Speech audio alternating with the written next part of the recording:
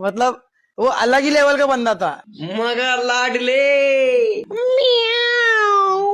गो गो गो गो गो।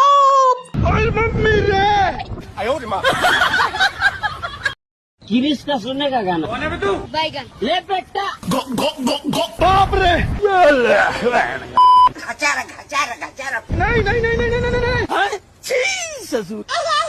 हमारे यहाँ ऐसा ही होता है।